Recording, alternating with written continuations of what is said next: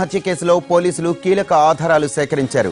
హత్య జరిగిన రోజు 5గురు అధికారులతో రాకేష్ మాట్లాడినట్టు అనుమానిస్తున్నారు పోలీసులు.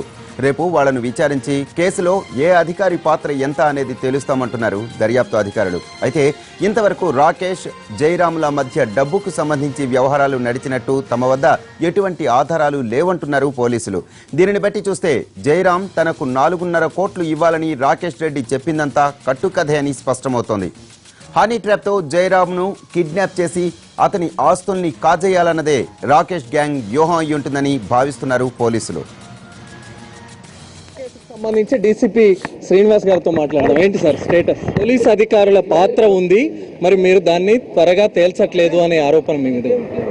పోలీస్ అధికారుల పాత్ర ఏదైతే మీరు అందరూ చెప్తున్నారో దానికి సంబంధించిన ఆధారాలు ఆల్రెడీ డాక్యుమెంటరీ ఎవిడెన్స్ ఉంది. దాంట్లో కొంతమంది ఆఫీసర్స్ కాల్ చేయడం జరిగింది.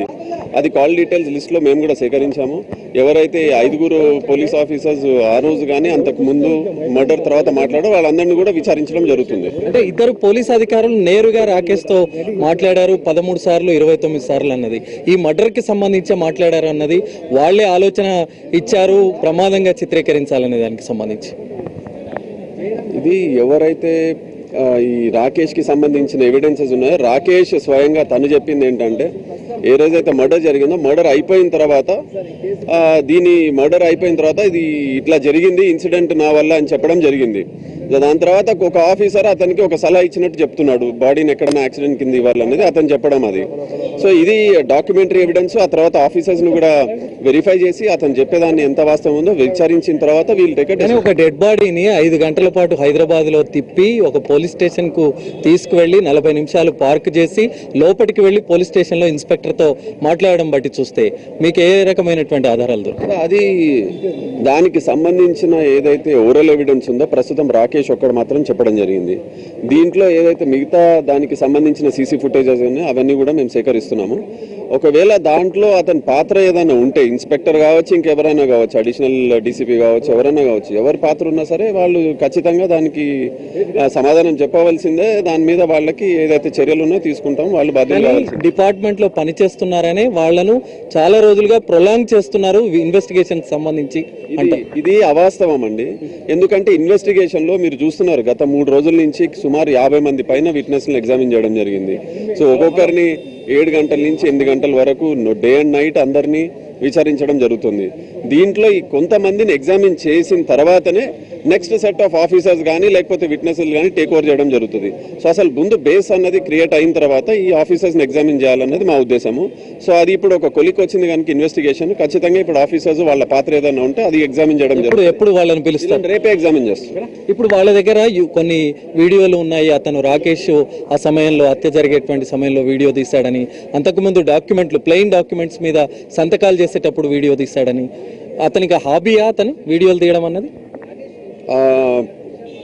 వీడియోస్ అయితే తీశాడు, చాలా వరకు అతను వీడియోస్ తీశాడు.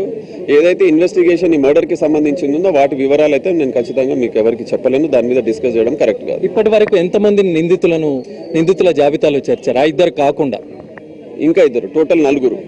నగేష్ అండ్ విశాల, వాళ్ళ రోల్ ఏంటి అసలు? నగేష్ అండ్ విశాల్ వీళ్ళిద్దరు అక్యూజ్డ్ ఇప్పుడు అడిషనల్ గా ఉన్నారు. రాకేష్ అండ్ శ్రీనివాస్ కాక వీళ్ళిద్దరు కూడా డైరెక్ట్ గా దీంట్లో ఈ మర్డర్ లో పార్టిసిపేట్ చేసినట్టు ఎవిడెన్సెస్ ఉన్నాయి. ఒకటి చివరిగా చెప్పండి, శిఖా చౌదరి పైన పద్మశ్రీ కంప్లైంట్ ఇచ్చినప్పుడు ఎందుకు ఎఫ్ఐఆర్ చేయలేదు? ఇప్పటికీ ఇంకా లీగల్ ఒపీనియన్ అయినా అంటున్నారు. లీగల్ ఒపీనియన్ కాదండి, ఆ రోజే మేము లీగల్ ఒపీనియన్ తీసుకున్నప్పుడు ఏదైతే పద్మశ్రీ గారు ఇచ్చిన కంప్లైంట్ ఉందో అది కూడా మర్డర్ లో ఒక భాగమే అది. సో మర్డర్ లో దీనికి ఏదైతే సంబంధించిందో దీని వల్లనే మర్డర్ జరిగిందని కూడా ఆమె చెప్పింది. సో ట్రెస్పాస్ ఒక అడిషనల్ ఫీచర్ ఉంది దాంట్లో. మర్డర్ అయిన తర్వాత శిఖా చౌదరి ఇంట్లోకి వెళ్ళి అక్కడి నుంచి కొన్ని డాక్యుమెంట్ తీసుకున్నారన్నది ఆవిడ ఆరోపణ. అది కూడా ఇన్వెస్టిగేట్ చేస్తాము. దీంట్లోనే భాగంగా అది కూడా తీసుకొస్తాం. ఇదే ఎఫ్ఐఆర్ చేస్తున్నారా సెపరేట్ గా, దీంట్లో యాడ్ చేస్తే విచారిస్తారా? ప్రస్తుతానికైతే దీని భాగంగానే చేస్తున్నాము. ఒకవేళ దాన్ని సపరేట్ గా చేయవలసిన అవసరం వస్తే ఖచ్చితంగా దాన్ని కూడా దాని విచారణలో ఏమైనా తేలిందా? దాని ఖచ్చితంగా అది ప్రూవ్ అయి ఉంది. తను వెళ్ళింది, అది ట్రెస్పాసా కాదా? తనేమంటుందంటే నేను ఇంతకు ముందు కూడా వెళ్ళాను, అదే విధంగా నేను ఆ ఉదయం కూడా నేను నా డాక్యుమెంట్ తీసుకోవడానికి వెళ్ళానని అంటుంది. ఒకవేళ తను వెళ్ళడము డెత్ తర్వాత వెళ్ళడం ఒకవేళ నేరం అయితే ఖచ్చితంగా దాని మీద యాక్షన్ ఉంటుంది. అది కూడా ఎఫ్ఐఆర్ ఇష్యూ చేసి తనని దాని చట్ట ప్రకారంగా చర్యలు తీసుకోవడం జరుగుతుంది. వికాస్ చౌదరికి ఈ మర్డర్ లో రోల్ ఉంది అనేటువంటిది ఆరోపణలు వినిపించాయి. మీరు విచారించారా ఆమెను చాలాసేపు, ఏమైనా బయటపడిందా? ప్రస్తుతానికైతే లేదు, ఎవిడెన్సెస్ కలెక్ట్ చేస్తున్నాం. ఇంకా ఈ స్టేజ్ లో నేను మీకు దాని గురించి ఏం చెప్పలేను. ఓకే, అంటే ఉందా లేదా క్లారిటీగా ఉందా లేదా అనే చెప్పలేను అంటున్నాను, అదే చెప్తున్నాను. ఓకే, చూద్దాం మరి జయరామ్ కు హత్య కేసుకు సంబంధించి డీసీపీ శ్రీనివాస్ చెప్తున్నటువంటి అంశాలు ఇవి. కెమెరామెన్ యాదయ్యతో అరవింద్ శర్మ,